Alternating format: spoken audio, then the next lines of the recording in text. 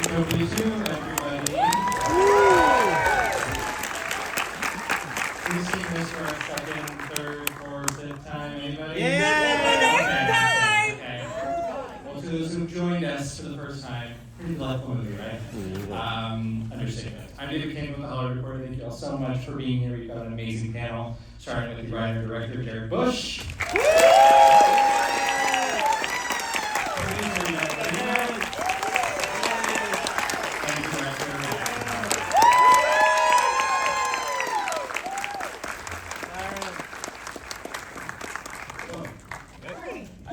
Thank you for coming out. It's awesome to see everybody together in a theater. This is wicked. It's great. Thank you guys for coming out. Let's start there because this movie is a bona fide phenomenon. I think we can safely say that around the world. Yeah. And that's what you hope for when you make a movie like this, right? That people will be in a theater like this, super excited, really taking it in, coming maybe second or third times. Like, talk about when you go into making a movie like this, what it feels like when you get that kind of reception on the other side.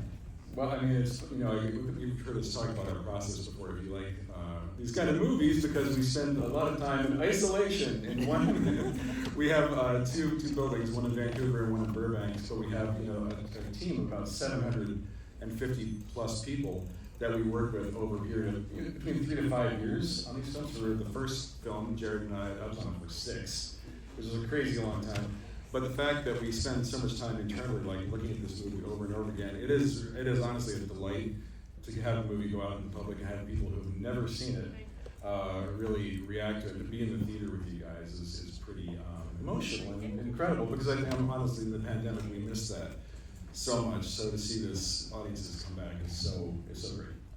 Yeah, I think as Byron said, we work on these movies so much, and we put so much heart and soul into it. And in our studio, we had over 700 people work on it, and we have about over 1,000 people who kind of work in operations and finance and all the other departments who really kind of support us so we can get the film out the door. And so, I always like think of it as it's our little secret for a while once it's done, and then we release it to the world, and it's so like heartfelt to actually hear the reactions and have people connect to it the way they have been.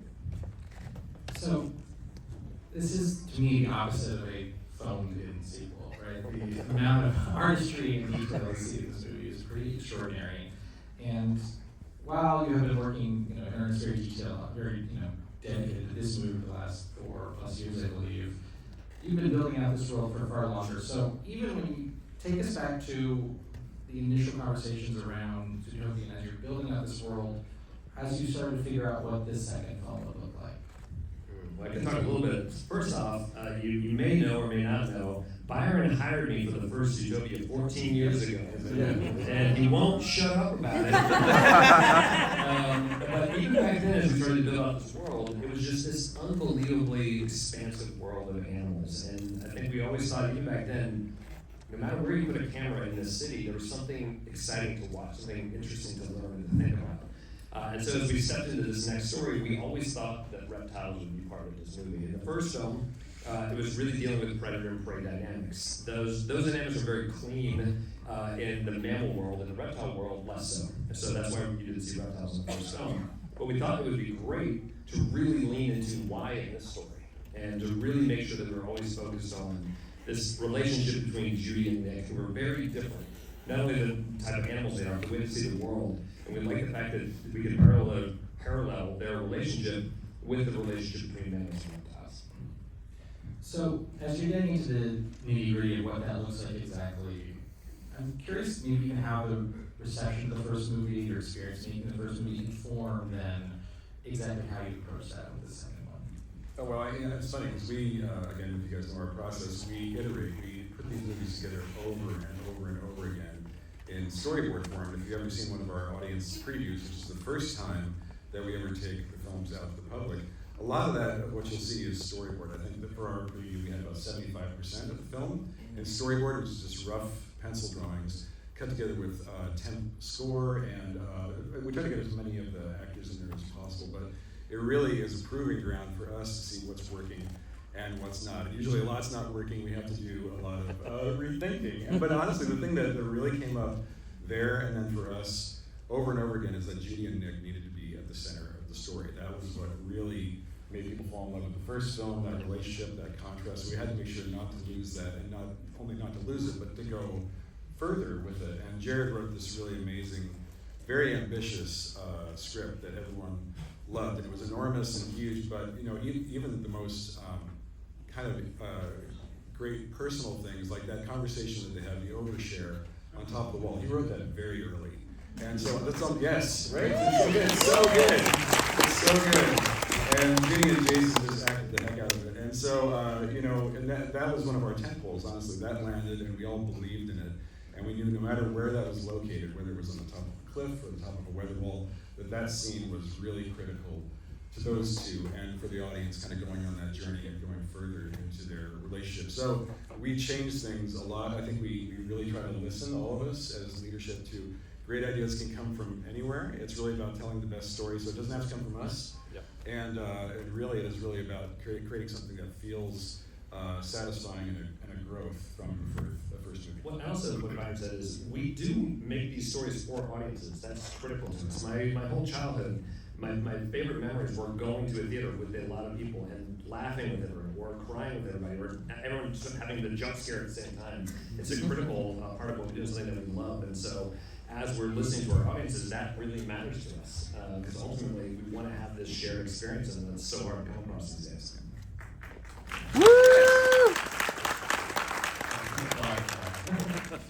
I'm curious, even when we'll get to specific new characters in a moment, but there are so many characters in this film, and you know, there is a real, I mentioned the enormous crew you guys are working with, there's a real reverse artistry creating every character. So are you having conversations about how big you can feasibly make this world?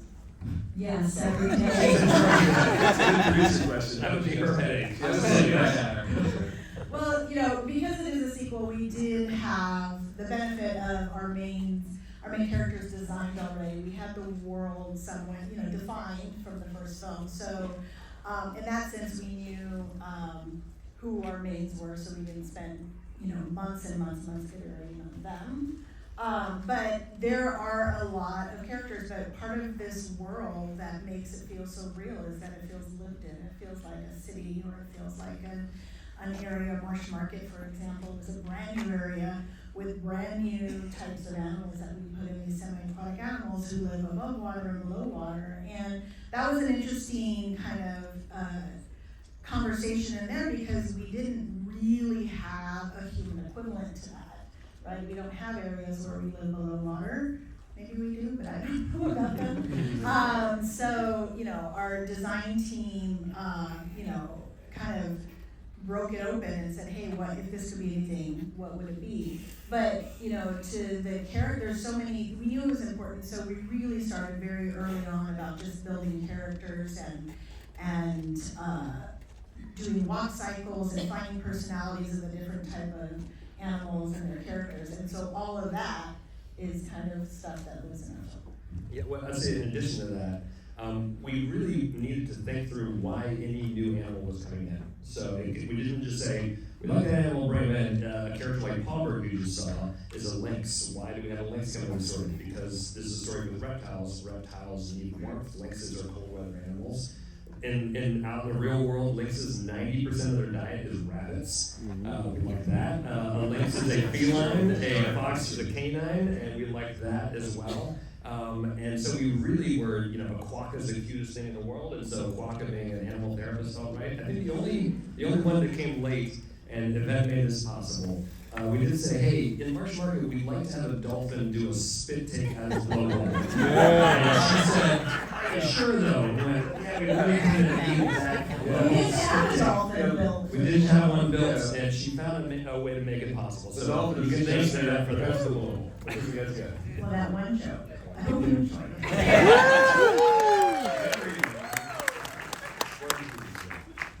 To stay with the Marsh Market for a moment, I would love to kind of just go top to bottom there. It's incredible to watch the sequences, but also there is seems to me like just a kind of balanced imagination in how you build a world like that. So talk about how you kind of started and then how you filled it out.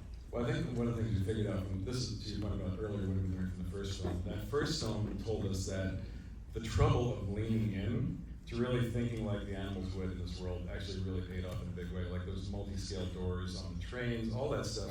It's a pain to build and to design. It's very expensive, as Yvette knows. But it really is what it kind of makes you it grounds the world for you and it makes you believe that, to your point, you could like step into this world. It's a place where these animals actually have to live. So Marsh Market's the same way. Like it is a above ground, above water, and subwater environment. And so even those the tubes, which are so entertaining and so great for that action sequence, are very practical transportation for water animals like hippos and seals to get across town. And what I also love, for those of you who've seen the film multiple times, our production designer, Corey Loftus, in the scene hit tons of in-jokes in that area. A lot of people were asking us in previous screenings, what about the fish? What about the fish in this world who get eaten? Why does that happen?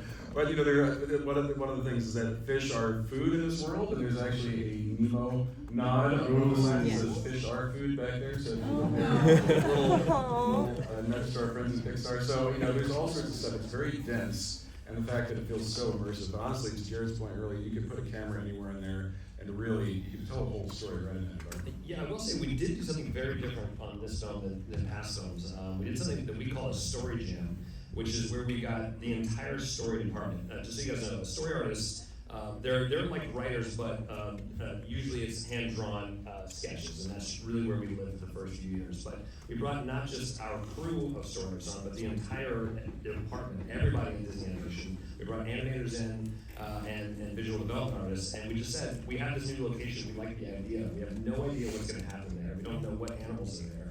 Let's just spend a few hours and spitball. You can make anything you want. It doesn't have to have any bearing on the lore of the world, what's canon, what's not canon, just have fun. And that's really how we started to build that in the first place. That crazy walrus that has the boat thing on his belly, that came out of that story, and someone drew that, and we said, yes, we will build that disgusting thing. So some wild ideas out of that did not make it. There's some ideas we can't talk about today. There are kids here, so we will leave those alone. Noted. Journalist to me really wants to try that. Let's talk about Gary for a moment. Oh, yes. This is just to me an all-time like great match of actor, character, voice character. But at what point did you kind of notice that you had the perfect eye for it?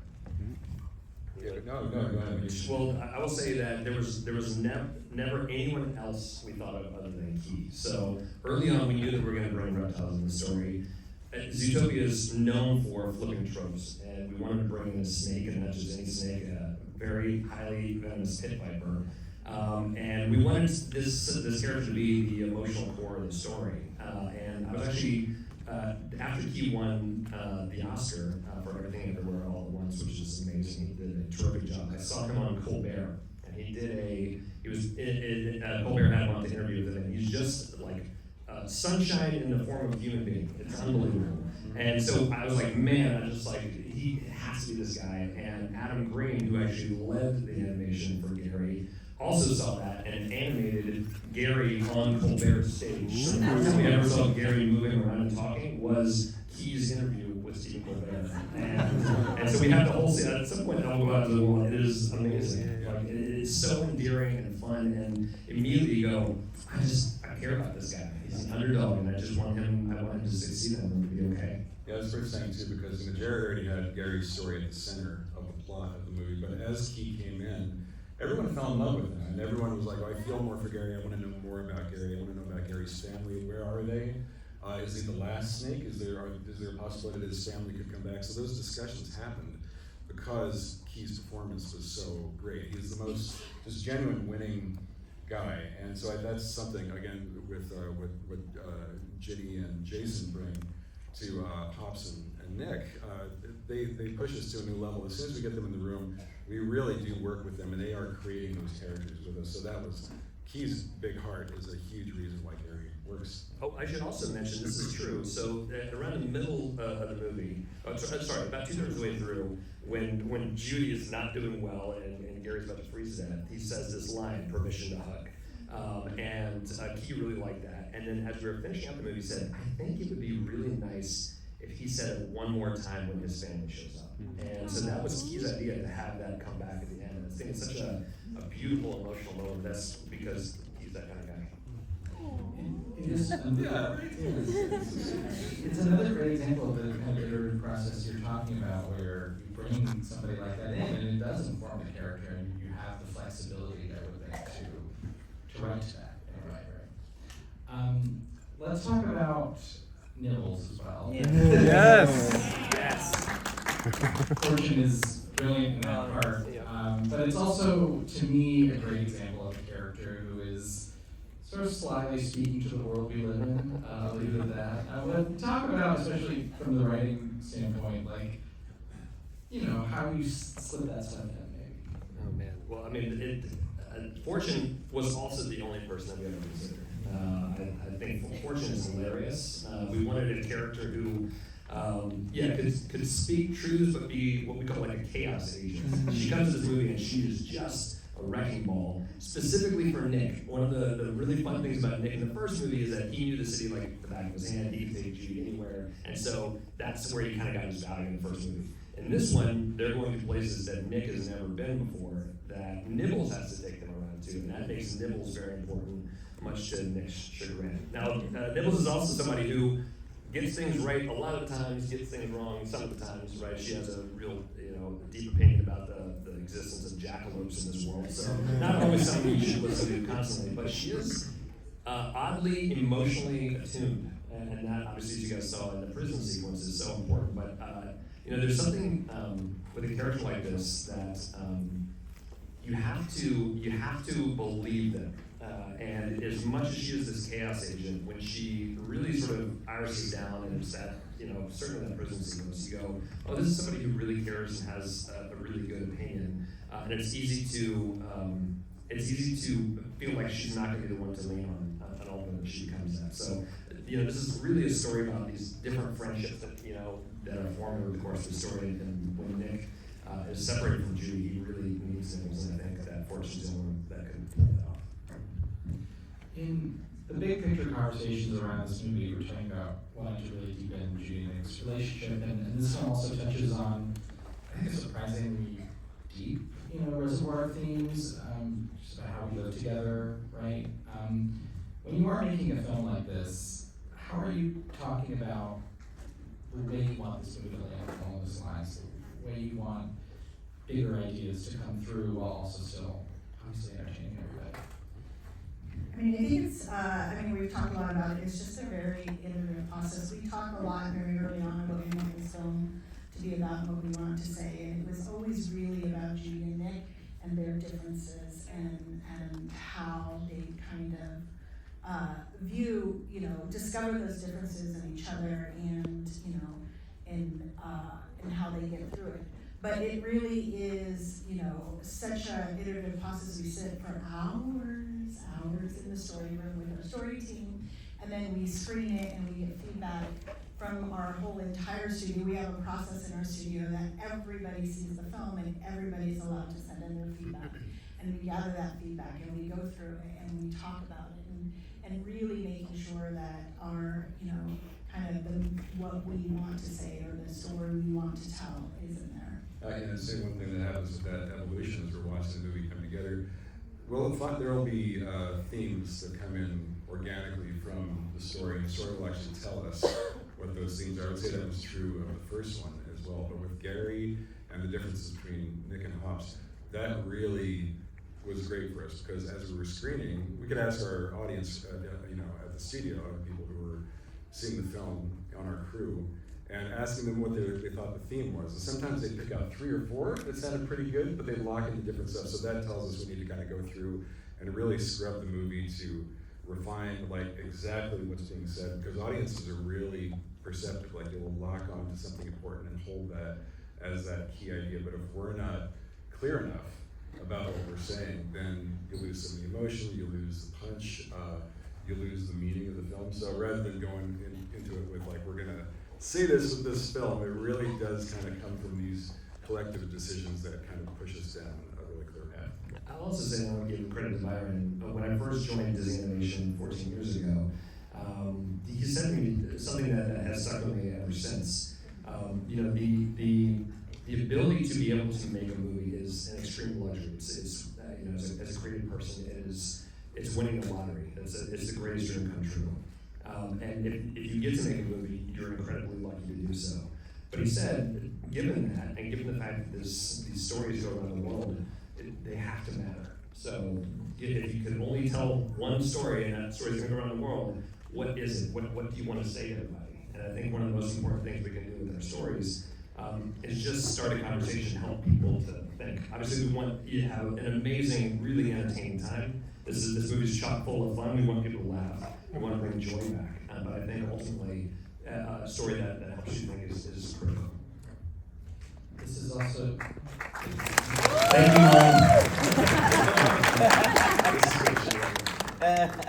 This is also a film that has a lot for film fans to latch on to, industry observers. Most centrally, I think we can discuss The Shining. That made me smile. Where does that come from? Like, how does that start? Oh, we're all film nerds. We're all, like, honestly, we work with 700 film nerds who just love movies, like live action and animated as well. And so any opportunity to kind of put a nod in there to films we love to have, The Godfather and the first one certainly, and then The Shining has been one, you know, that's a film we've talked about for years, and we all love it, and it's so distinctive. It was also great for us because that audience preview that I talked about, where we had like 75% storyboards, even though there was no animation, as soon as that music came on, the adults in the audience just cracked up. The kids were like, what is this? I have no idea yet. You'll see it eventually. But the fact that those nods are in it, like The Shining is very obvious one. There's nods to kind of like Empire Strikes Back inside that weather wall. There's honestly, even like in the scene where Gary is very, very cold and trying to get to Hops. One of the things Jared brought up was the scene in E.T. where E.T. is getting very sick and kind of losing all the color. He's getting very desaturated. So our lighters and our look artists actually took the color out of Gary progressively in that scene. So as it gets colder and colder, you get more and more worried about it. And so finally, when he gets warmed up by Hops, you see that color return. So it's those things that kind of make their way into the movie. And there's throughout. There's like camera stuff that's inspired by Spielberg. There's like epic stuff from way back, like Lawrence of Arabia. So I think that you're just seeing a whole bunch of nerds getting to do their dream project. So it's really, and that's something I think that the audience enjoys too, because I think you would be going to movies if you love films. Yvette, what do you remember about those early conversations? Well, the Shining moment in particular, because there was a big head shades, and we kept asking, are you sure you want the head shades? They said, yeah. Okay, so, because we gotta build it, it's a lot to build it. Yeah. It's a lot of leaves, it's a lot. Yeah, and then we want to just destroy it. And I was like, okay. And a lot of credit to our amazing environments team and our effects team, because, you know, in animation, because we do have to build everything, we have to build it to be destroyed. So we had designed it, and then, we're going to destroy it now. So now we need to make sure that when the snowcat goes through it, that we're actually pulling it apart in the right way. So, again, another joke. All for the jokes. You guys want to tell the story about Blue Eye? Oh yeah, please. Yeah. Well, so I will say that there was a lot of people that love The Shining. So one of our animators, Louai, he was not supposed to animate that scene, but he walked into the lead animator's offices wearing a Shining T-shirt and shut the door. And said, "You must give me these scenes." And he went in, and I think he like disappeared into a cave. Like he was already very busy on a bunch of other sequences. He disappeared and he came back with that, and he gave us the most demented looking Pollard of all time. You can tell that was a true fan. Oh, yeah. He made it clear. For the writer, is it ever too many puns? That's a great question. The answer is, it's never enough fun. I agree.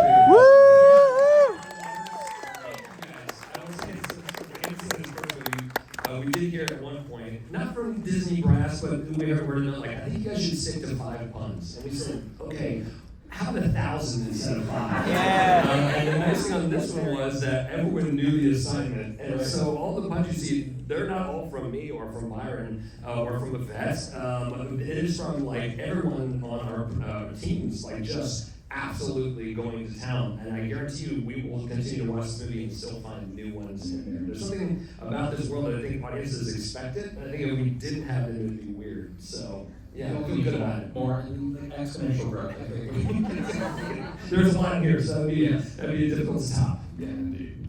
I'm curious, even just in the shift from the first film to the second film, animation technology is something that's always evolving and changing. And I'm not going to make this about the puns, but even the jokes that we see within this film are often really visually complicated, and there's this intense crowds, and there's so much going on. That's right. So I wonder if you could talk a little bit about how the way animation has evolved kind of facilitated the way you could get more ambitious with this movie. Yeah, well, definitely, this is the most ambitious film we have ever made in Disney animation, I believe, and with the amount of characters and all the different environments. And also, in Disney animation, we like to push technology with every film that we release, and so it's been 9 years since the first film, and so we wanted to make sure that we had to update our characters and kind of keep up with the new technology, but still give the same look that we all know and love, and improve on it in a way that it still feels like our world. But for this film in particular, we brought in Presto, which is a software that originated at Pixar, to animate our film, which really allowed our animators to collaborate within the scenes together, where we have these scenes with multiple characters in them, allow them to work on at the same time, allow them to animate and to kind of really collaborate and really, we talk a lot about collaboration in the studio, but it really kind of helped us have our game on collaboration. There's also new technology we use for Gary the snake, because we have done traditionally animated snakes in the past at Disney Circus, from Robin Hood, which is one of my favorites, and Jared's one of my favorite films growing up was Jungle Book, was the amazing Ka. But we had never done, one, we'd never done a snake that's not a villain, and two, we had never done a snake in CG. So with the snake, with the rigging and the way the performance is a trick because they've got no arms and legs, and so they have to express themselves differently. They also have these beautiful scales that Gary has. Gary was designed after a Thai tree viper by Corey Loftus, our production designer. And he actually, just a bit of trivia, he designed in blue. This pit viper is bright blue because in the mammal world, blue does not exist. And so not only is he an outsider because he's a reptile and a snake, but because he's a color that is never seen in this world. And so that was one of the reasons Corey did that. But in designing him, he also gave him these beautiful keeled scales. They're called keeled scales because they look like the bottom of a ship, like the bottom of a boat. But when those things move around, if you don't do it quite right, it can look like a kind of a rubber hose, or it can look like it's deforming. But Scoot, this S-C-U-T-E, is this new software that allows like the little plates to move just perfectly, like they really would with a snake. So on top of being beautifully animated, beautifully acted, it's really influenced by real animals and figuring out what we need to do to kind of ground the world and celebrate what's great about the actual animal. And that's why we have geniuses who are much smarter than myself, and they're kind of figuring this stuff out. But it's amazing because everyone is so good at what they do, but it's all in service of the story. I will say also, one of the testaments of how good these guys are is that you don't actually a lot of times notice how hard these things are. As an example, the very opening car chase, you see they go past this sheep barber shop where they're shearing these sheep. That's where you see Ed Sheeran getting shorn. Very excited about that. That shot though, when Judy hits that big bucket of wool and it explodes all the way through that barber shop. This is true. So every little piece of wool in there, all the light refraction is correct for the millions of pieces of wool. So for each frame of that shot took 8 days to render. Each frame. Right? And the toy that we're like, what? But you would never notice. But it's just really spectacular. We're always trying to raise the bar on what we can do. Yeah, it's a testament to the amount of work that goes into a film like this. Well, before we wrap, we do have a surprise for Yvette. Oh, what could that be? Oh, it's yay. her birthday.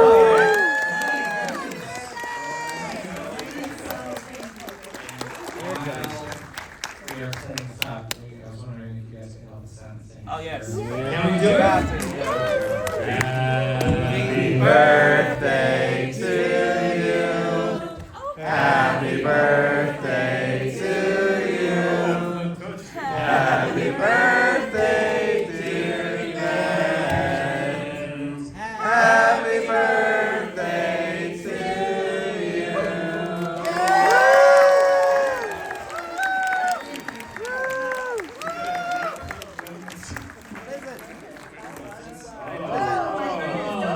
Delightful. For everyone. No. Thank